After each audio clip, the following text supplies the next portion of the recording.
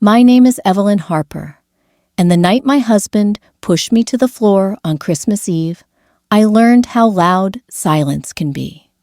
I remember the sound, before anything else, the thud of my back hitting hardwood, the sharp breath leaving my lungs, the ornaments on the tree rattling like they were startled too.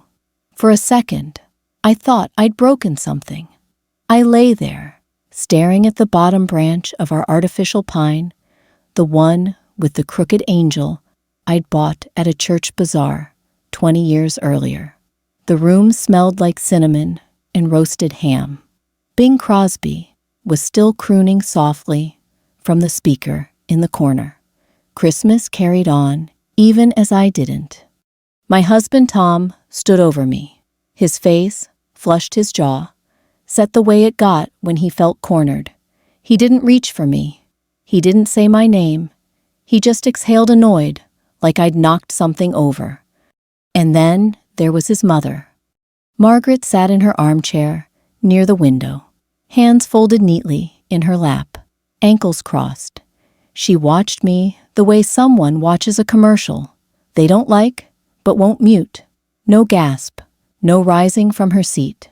No, "Are you all right?" Her eyes flicked briefly to Tom, then back to me, and settled there, cool, assessing, silent.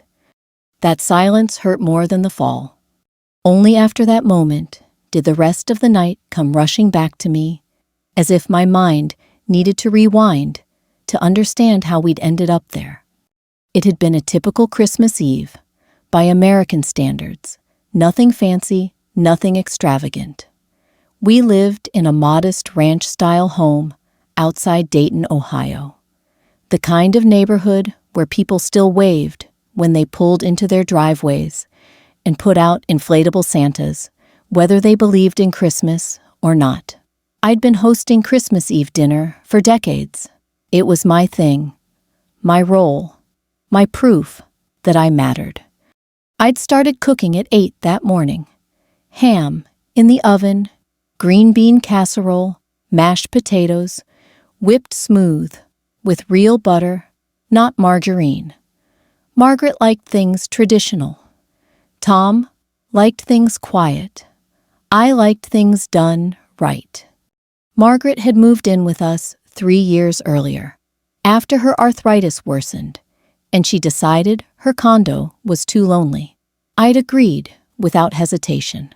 Family took care of family. That was how I was raised. That was how I lived.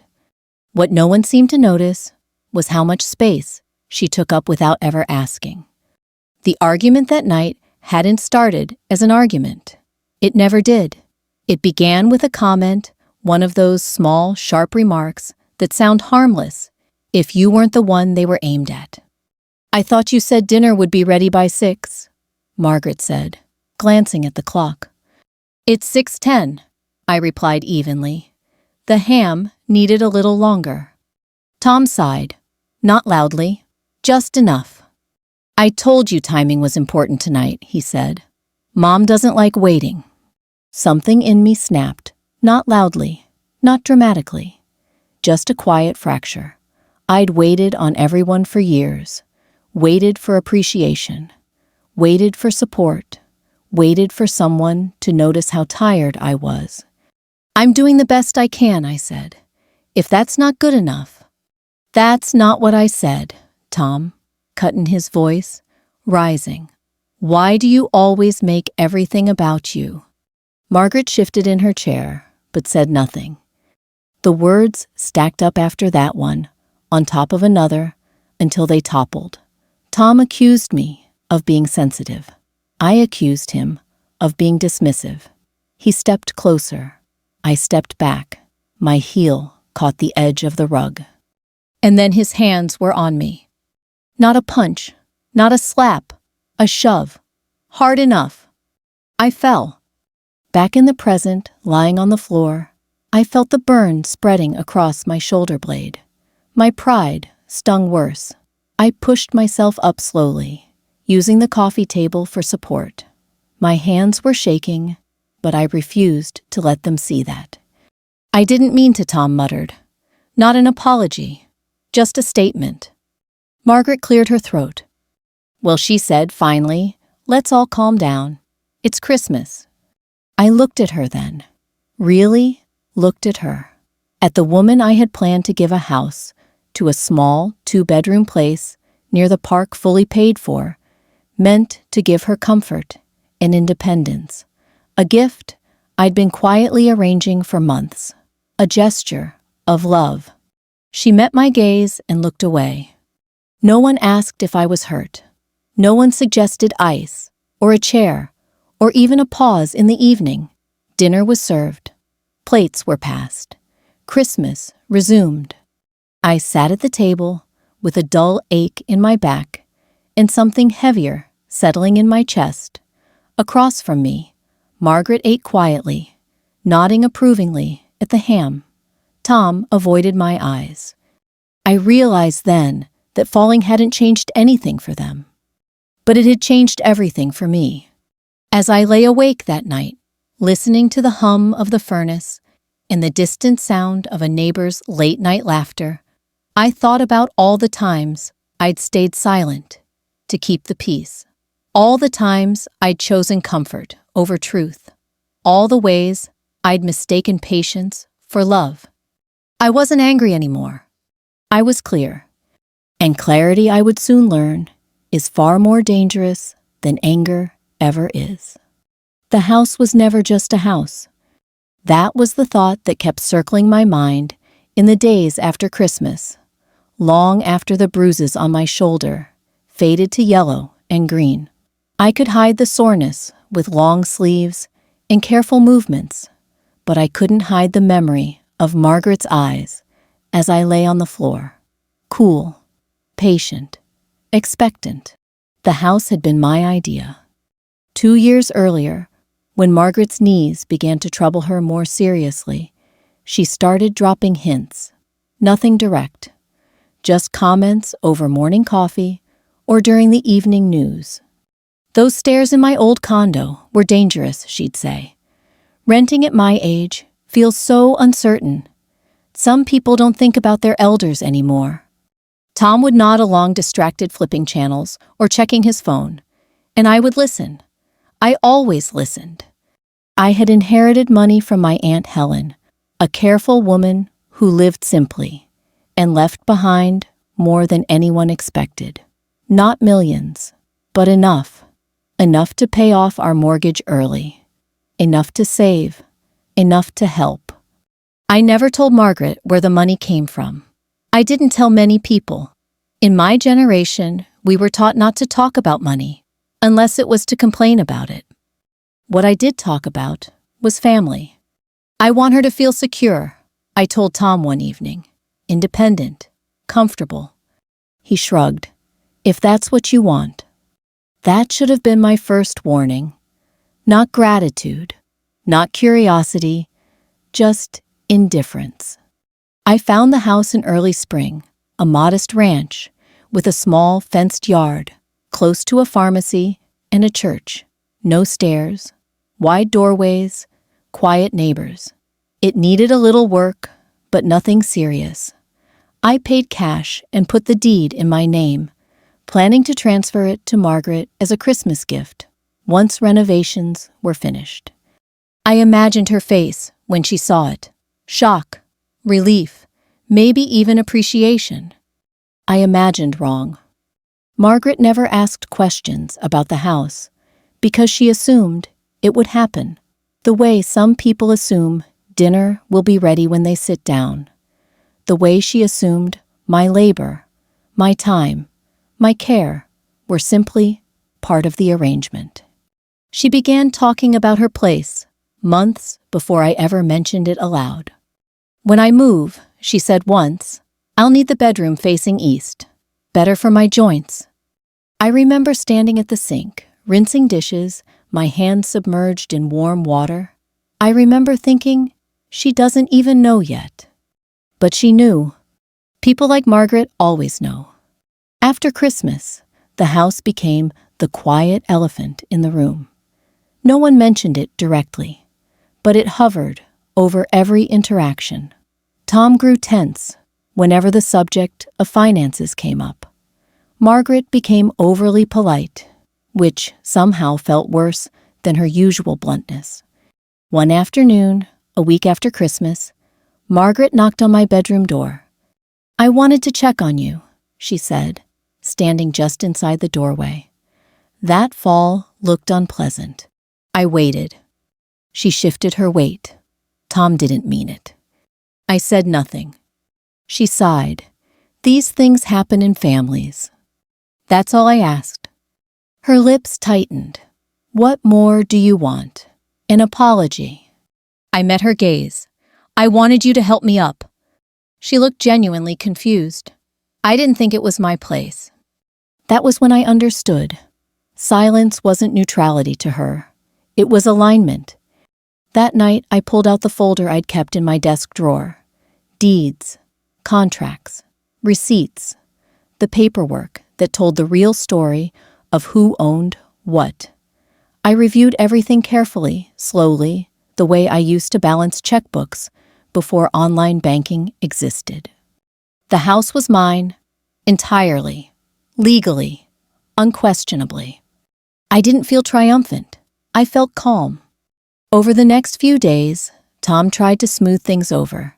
He cooked dinner once. He asked how my shoulder was. He suggested we put Christmas behind us. I asked him one question. If it happened again, I said, "Would you stop yourself?" He hesitated, just for a moment, but it was enough. Margaret, meanwhile, began planning aloud. Furniture she wanted to bring. Curtains she preferred.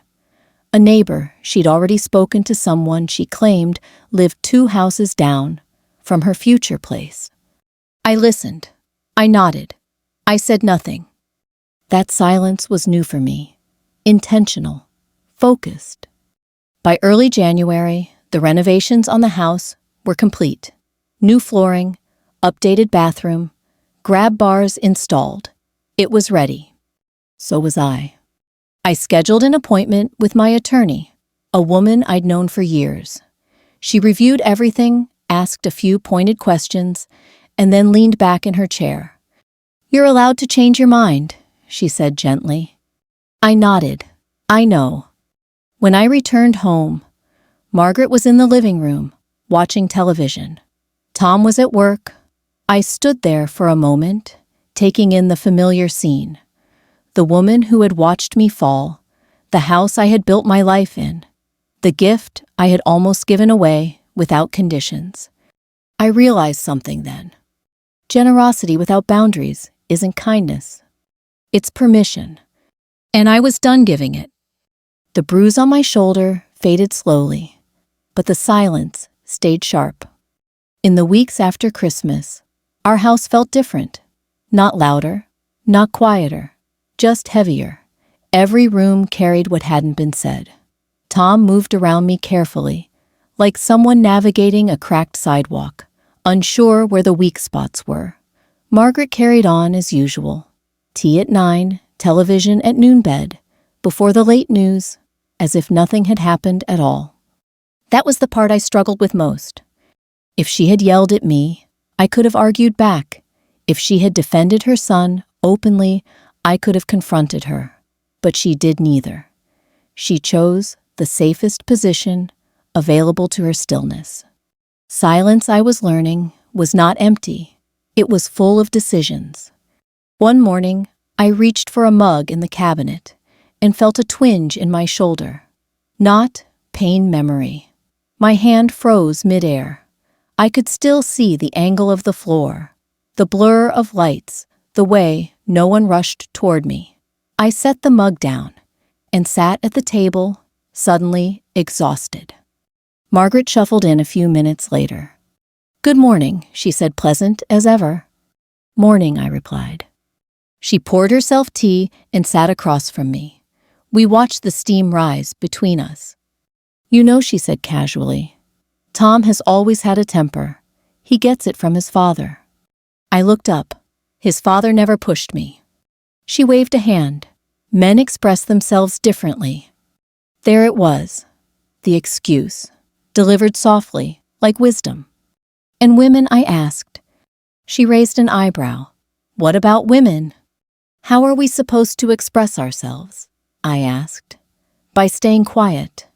She studied me for a moment. By keeping the family together. That sentence landed hard. I thought of all the times I had swallowed my feelings to avoid tension, all the holidays I'd smoothed over, all the apologies I'd made just to move things along. Keeping the family together had always meant bending, never being bent toward. Tom came home early that afternoon. He found me in the laundry room, folding towels. "Mom says you've been distant," he said. I didn't look up. I fell on the floor. He sighed. "We've been over this."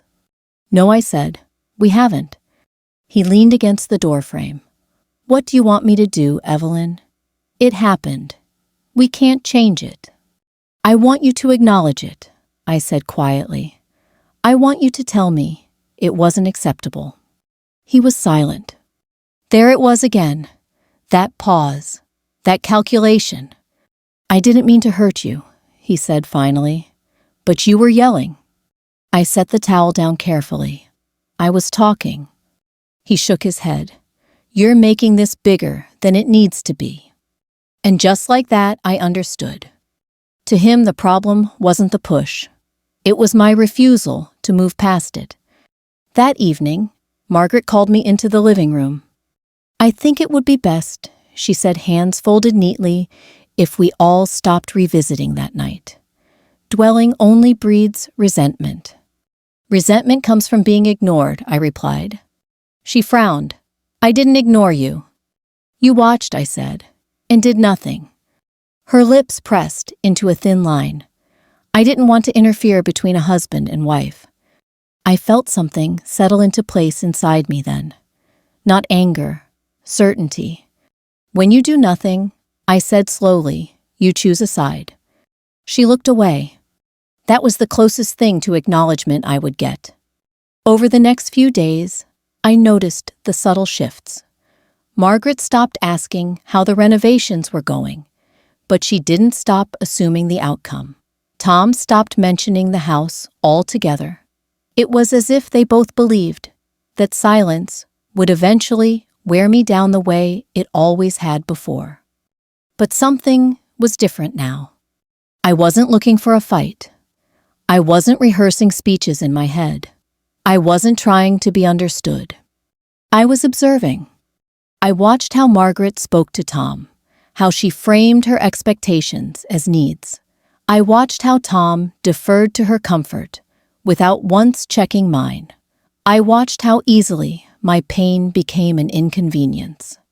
And I began to ask myself a question I had avoided for years. If I give this house away, what am I really rewarding? The answer came easily.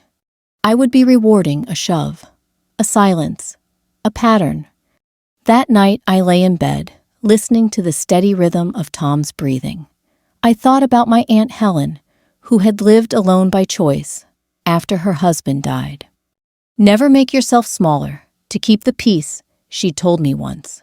"Peace built on silence isn't peace." At the time, I'd smiled and changed the subject. Now her words felt like instruction. I didn't know exactly what I would do yet. I only knew what I would no longer accept. And for the first time since Christmas night, the silence didn't feel oppressive. It felt like space. The decision didn't arrive all at once. It formed slowly, the way ice thickens on a pond, quiet, steady, inevitable. By mid-January, the holiday decorations were back in their boxes. The tree had been dragged to the curb, its needles brittle and brown. Life on the surface returned to routine. Tom went to work. Margaret watched her programs. I cooked, cleaned, and moved through the house with practiced efficiency. But inside me, something had shifted. I stopped explaining myself. When Margaret hinted about downsizing soon, I nodded and changed the subject. When Tom mentioned how hard it was for his mother to feel unsettled at her age, I listened without responding. My silence confused them. They were used to my reassurance, my smoothing things over, my willingness to absorb discomfort so others didn't have to. This silence was different. It wasn't passive. It was deliberate. One morning, after Tom left for work and Margaret settled into her chair, I took my coat and keys and drove across town. The winter sky was low and gray, the roads salted and slushy. I parked outside a brick office building with my attorney's name etched neatly on the glass door. I'd known Linda for over 20 years. She'd helped me with my aunt's estate, reviewed wills, and answered questions I was always slightly embarrassed to ask.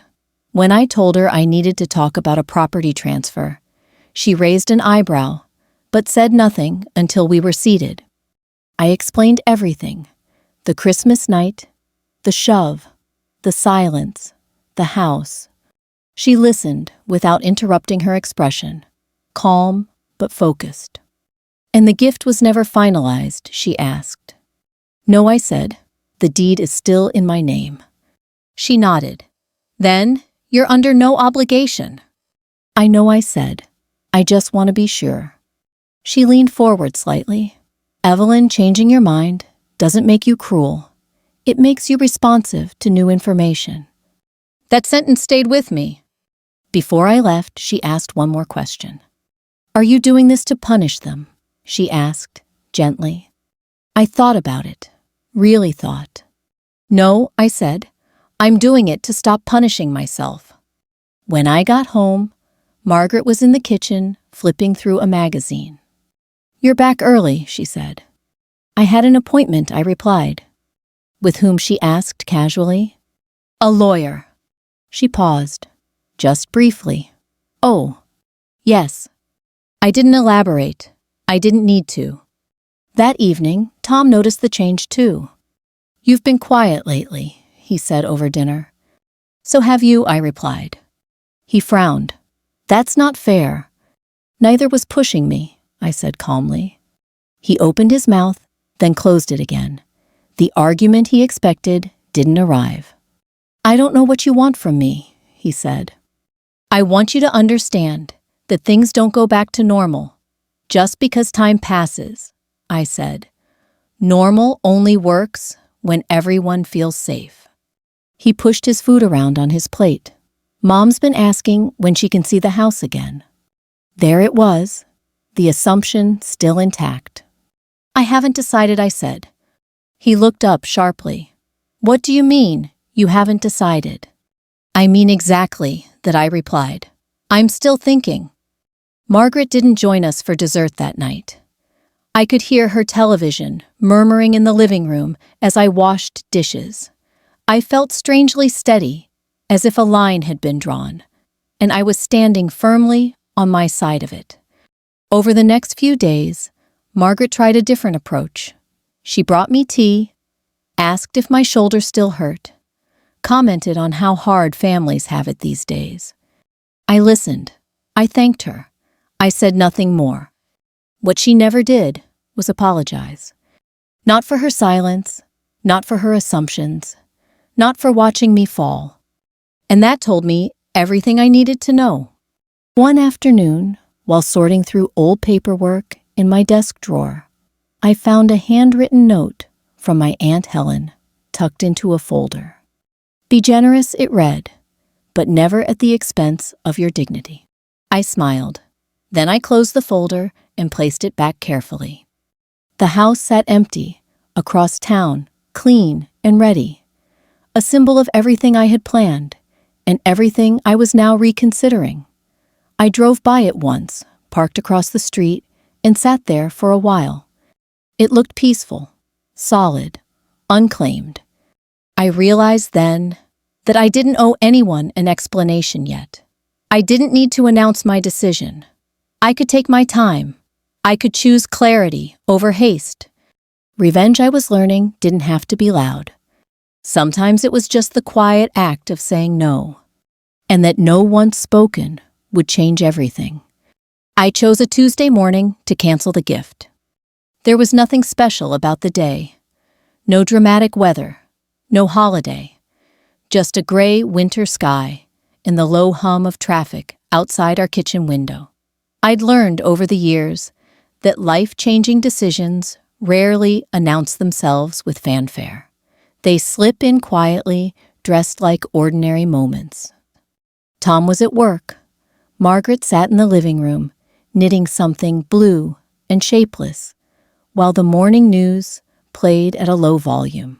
I poured myself a cup of coffee and sat at the table, letting the warmth settle into my hands. I had already made the call. The title company confirmed the paperwork. The attorney drafted a short, clean notice withdrawing any intent to transfer ownership. No accusations, no explanations, just facts. The house would remain mine. For a few minutes, I sat there, listening to the rhythm of needles clicking together. My heart wasn't racing. My hands weren't shaking. I felt calm in a way I hadn't felt in years. "Margaret," I said. She looked up. "Yes, I need to tell you something." She set her knitting aside and gave me her full attention. That alone told me she sensed a shift. "The house," I said. "I'm not giving it to you." Her face went still. "I'm sorry," she said. "I've decided not to transfer the house," I repeated. "It will remain in my name." For a moment, she didn't react at all. Then her expression tightened, as if she were bracing against a draft. "Is this about Christmas?" she asked. "Yes," I said, "and about what followed." She leaned back in her chair. "That's quite an overreaction." I nodded. "You're entitled to your opinion." Her eyes narrowed. "You're punishing me for something my son did." "I'm responding to what you didn't do," I said evenly. She opened her mouth, then closed it again. I watched her weigh her words. "I raised him," she said finally. "I won't apologize for that." "I didn't ask you to," I replied. She stood abruptly. "You know how hard it is to be dependent at my age." "I do," I said. "That's why I wanted to help." And now she snapped. "Now I'm choosing not to." She stared at me, as if she were seeing me for the first time. Not as the accommodating daughter-in-law, not as the host, not as the background support, but as someone separate, someone solid. Tom came home early that afternoon. Margaret met him in the hallway before he'd even set down his coat. "She's taking it away," she said, voice sharp with disbelief. Tom looked at me. "What's she talking about?" "I canceled the gift," I said. "The house." His face flushed. "You can't just do that." "I can," I replied. And I did. He ran a hand through his hair. Mom was counting on that. "I was counting on respect," I said. "This is petty," he said. "You're holding a grudge." I met his gaze. "I'm setting a boundary." He laughed bitterly. "Over one mistake." "One shove," I said, and years of silence. Margaret interjected. "Tom, tell her this isn't right." He turned to her. "Mom, let me handle this." I stood. "No, you've handled enough." The room fell quiet. I could hear the refrigerator hum the tick of the wall clock. Ordinary sounds in an extraordinary moment. "I'm not doing this to hurt you," I said. "I'm doing this to stop hurting myself." Tom's anger gave way to something else, fear maybe. Or loss. "You'd really take a house away from my mother?" he asked. "I never gave it to her," I said. "I almost did. That was my mistake." Margaret sat down slowly, her confidence faltering for the first time. "Where am I supposed to go?" "You live here," I said. "For now." She looked up sharply. "For now?" "I'm not making any promises today," I replied. That night I slept deeply, not because everything was resolved, but because it finally had direction. The decision was no longer a thought or a plan. It was real. The gift was canceled, and for the first time, I understood that reclaiming something you almost gave away can feel like getting your life back. The fallout didn't explode the way I thought it might. It spread instead quietly through phone calls, side conversations, and glances that lingered a second too long. Within days, word had traveled. Tom's sister called first. She didn't ask how I was. She asked what I was thinking. "Mom's devastated," she said. "You've embarrassed her." I listened, holding the phone away from my ear, just enough to soften the edge in her voice.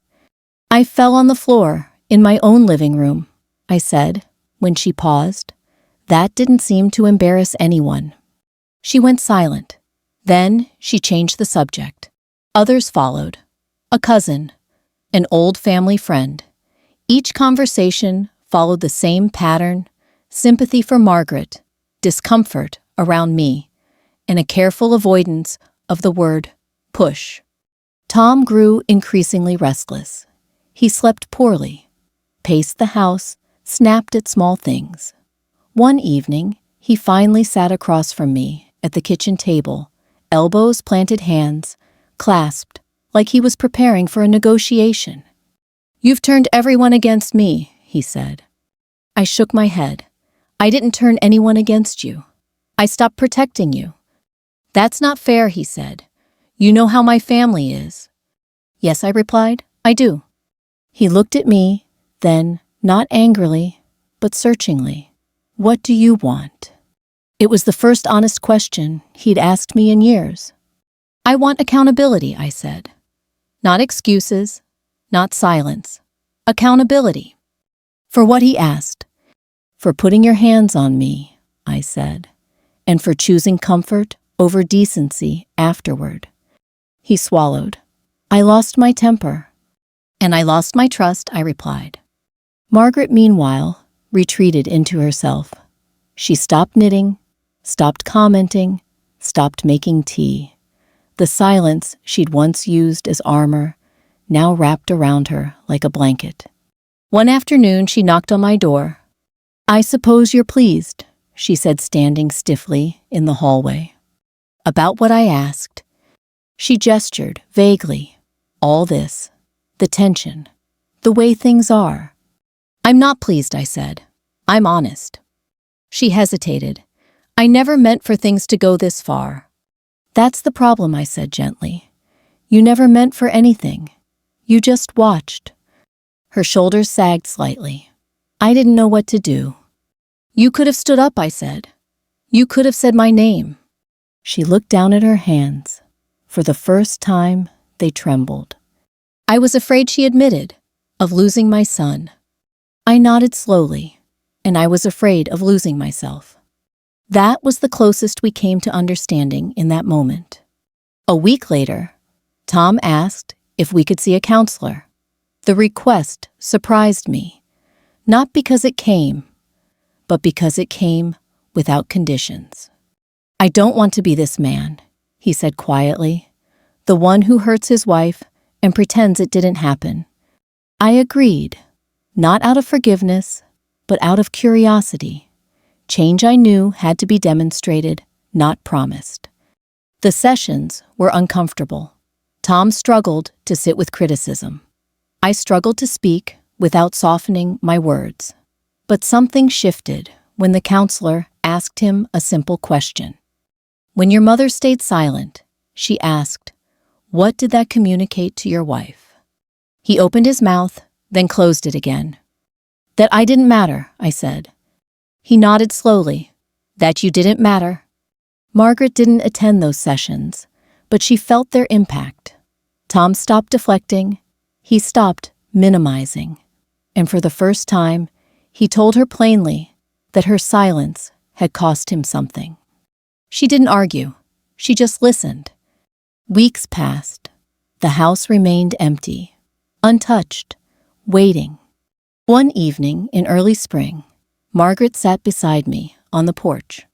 "I don't expect the house anymore," she said quietly. I looked at her. "Why not?" "Because I understand now," she said. "It was never about the house. It was about what I failed to do." I didn't respond right away. I don't know what reconciliation looks like yet, I said finally, but it starts with honesty. She nodded. I can try. And for the first time since Christmas night, I believed her. Not completely, but enough. Enough to keep talking, enough to keep going, enough to let consequences teach what words never had. Spring came quietly that year. The kind of spring that doesn't announce itself with blossoms all at once, but with small mercies longer light. In the evenings, the sound of lawnmowers starting up again, neighbors opening windows, life easing forward, whether you're ready or not. I spent more time walking then, around the block, past the park, sometimes just to the end of the driveway and back. Movement helped me think, and thinking helped me understand what had happened, not just on Christmas night, but in all the years leading up to it. Tom kept going to counseling, on his own and with me. He stopped defending his behavior with explanations. He stopped using the word but. That mattered more than any apology ever could. One evening after dinner, he sat across from me and said, "I've spent my life confusing loyalty with silence." I didn't respond right away. I let the words settle. Loyalty, he continued, is standing up when someone is hurt. Silence is just easier. I nodded. Easier doesn't make it right. Margaret changed too slowly, awkwardly, in ways that didn't always look graceful. She began asking instead of assuming. She knocked before entering rooms. She apologized once clumsily about Christmas. "I should have helped you up," she said. "I see that now." It wasn't perfect. It wasn't cinematic. But it was real. As for the house, I didn't rush to decide its fate. It remained mine, untouched, waiting. Not as leverage, not as punishment, but as a reminder. A reminder that generosity should never come at the cost of safety. That love without boundaries turns into obligation. That silence, when it protects harm, becomes harm itself. Eventually, I rented the house to a retired school teacher, a woman my age, who needed a fresh start after losing her husband. She baked me cookies as a thank you and told me stories about her students. It felt right, useful, alive. Margaret didn't ask about it. She didn't need to. One afternoon in early December, nearly a year after that Christmas night, she sat beside me at the kitchen table. "I was wrong," she said simply, "about more than I knew." I looked at her hands, older now, slower, but no longer clenched. "We all were," I said.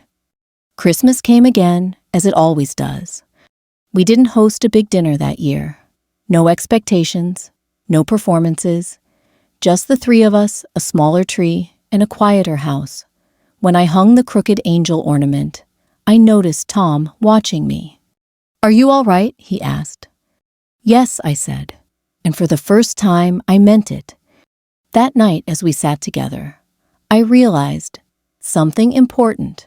Reconciliation isn't about forgetting. It's about remembering clearly, without denial, without excuses, and choosing to move forward anyway. I didn't get my revenge the way people imagine it. There was no shouting, no public humiliation, no dramatic exit. What I reclaimed was far more valuable. My voice, my boundaries, my dignity. If you're listening to this and recognizing yourself lying on the floor of your own life while others look away, I want you to hear this clearly. Silence is not peace. Endurance is not love. And generosity does not mean erasing yourself. It is never too late to draw a line. It is never selfish to protect your safety. And it is never wrong to say, "This ends here." If this story made you pause, if it reminded you of something you've lived through, or something you're still living through, I invite you to reflect on it. Share it with someone who might need it. And if you want to hear more stories like this, Stories about finding strength, quietly about justice, without shouting. Consider staying with me. Some lessons come late in life, but they still come in time.